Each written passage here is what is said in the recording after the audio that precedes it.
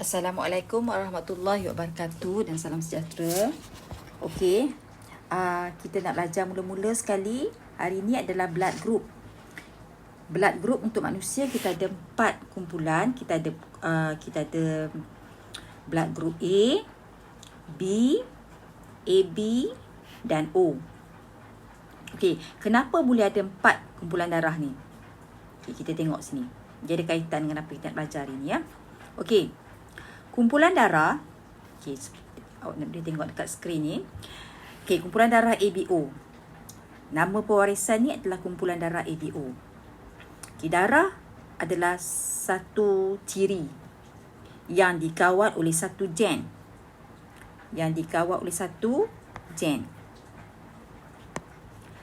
Istimewanya tentang darah ni, kalau sebelum ni kita belajar semua ciri dikawal oleh 2 alel. Semua ciri dikawal oleh 2 alel. Tapi untuk darah ni, dia agak unik. Dia agak istimewa sikit sebab untuk darah ada 3 alel yang mengawalnya. Iaitu alel A besar, alel B besar dan alel O. Untuk darah, tolong jangan gunakan sebarang huruf. Dia memang dah tetap dah. Awak memang guna simbol ni. Memang kena guna simbol ni. Cara penulisan dia, I besar, lepas tu A kat atas tu. Ni pun sama macam ni. Ni pun sama. Tak boleh guna huruf lain. Alel A adalah dominan. Alel B pun dominan. Alel O, resesif. Yang ni kena ingat. Dominan, resesif. Okey, walaupun dia ada 3 alel, tetapi hanya 2 alel saja yang boleh hadir serentak. Hanya 2 alel saja yang boleh hadir serentak. Jadi, apabila 2 alel saja yang boleh hadir serentak, kombinasi genotip yang mungkin terbentuk adalah, kita tengok yang pertama, mungkin alel A besar berpadanan dengan alel A besar. So, genotip yang macam ni kita panggil homozigot dominant. A besar dengan A besar. Apabila seseorang mempunyai genotip yang macam ni, dia termasuk dalam kumpulan darah A. Jelas ya? Okey, genotip yang kedua. Apabila alel B besar berpasangan dengan alel B besar. Ini juga adalah jenis gen homozigot dominant. Homo tu pasal sama, B dominan, B pun dominan, so homozigot dominant. Jadi fenotip untuk orang yang begini adalah kumpulan darah B. Okey, yang ketiga.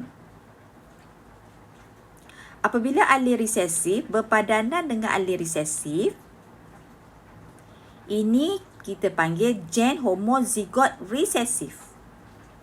Kan, sebab resesif dengan resesif kan. Okey, jadi fenotip orang ini adalah kumpulan darah O. Okey, yang keempat. Apabila alel dominan berpasangan dengan alel dominan juga, yang ni kita panggil gen heterozigot. Okey. Jadi fenotip kumpulan darahnya adalah kumpulan darah AB. Kenapa darah AB? Kenapa bukan A? Kenapa bukan B? Kenapa kena ada AB? Sebab tengok bawah ni. Alel A dan alel B adalah kodominan satu sama lain. Kodominan tu maksudnya masing-masing kuat. Sama kuat. Okay, A pun kuat, B pun kuat. So masing-masing sama-sama kuat. Masing-masing tak nak kalah. So wujudlah kumpulan darah AB. Okay. Kombinasi yang seterusnya, yang kelima, apabila alel A besar dominan berpasangan dengan alel O resesif. Yang resesif tak nampak, ciri resesif tu akan tertindas. Ini kita panggil gen heterozigot juga. So, kumpulan darahnya adalah kumpulan darah A sebab O tu kalah. Dan seterusnya apabila alel B besar berpadanan dengan alel O. Ini juga adalah gen heterozigot. Kumpulan darah yang dapat adalah kumpulan darah B. Sebab O ni lemah, so B yang menang. So, kumpulan darah B. Okey.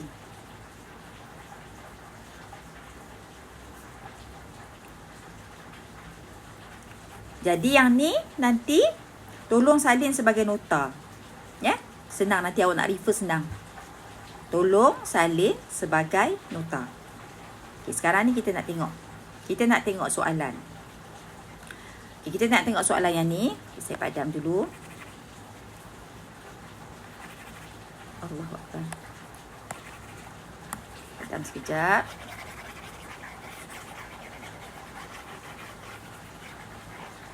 Okey, seorang lelaki yang mempunyai darah A berkahwin dengan seorang perempuan yang mempunyai darah B. A kahwin dengan B. Terangkan kemungkinan pasangan ini mendapat anak yang mempunyai kumpulan darah O. Dia kata A kahwin dengan B, tiba-tiba anak dia dapat O. Terangkan macam mana anak dia boleh dapat O. Itulah maksud soalan ni. Lelaki A kahwin dengan perempuan B, tak kisahlah perempuan B ke kahwin dengan lelaki A ke, janji A kahwin dengan B. Bila dia berkahwin, dia dapat anak kumpulan darah O. Terangkan mengapa. Okay, kita tengok Kita tengok contoh yang dia bagi ni. Okey, yang ni contoh yang dalam buku teks. Nampak jelas tak? Okey, jelas sikit. Okey, ayah kumpulan darah A. Tapi ingat dekat sini ayahnya adalah jenis A heterozigot. A heterozigot macam ni. Kalau soalan tu kata A heterozigot, macam inilah cara penulisan genotipnya. Dan ibunya juga adalah jenis B heterozigot. Sebab A ada dua jenis Kumpulan darah A ada dua jenis. Satu A homozigot, satu A heterozigot. Si bapa akan menghasilkan dua jenis alel, dua jenis gamet. Iaitu satu gamet yang bawa alel A besar, satu gamet yang bawa alel O.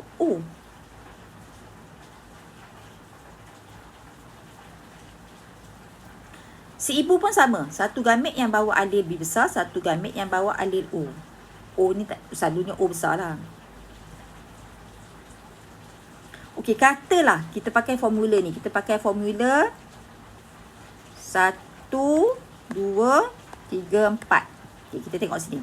Katalah masa persenyawaan nanti, alel nombor 1 ni tersenyawa dengan alel nombor 3. Kita dapat anak bergenotip AB. So, kumpulan darah anak adalah kumpulan darah AB. Kalau yang tu tak berlaku, yang ini pula sebaliknya yang berlaku. Alel nombor 1 ni tersenyawa dengan alel nombor 4. Kita dapat alel A dan O.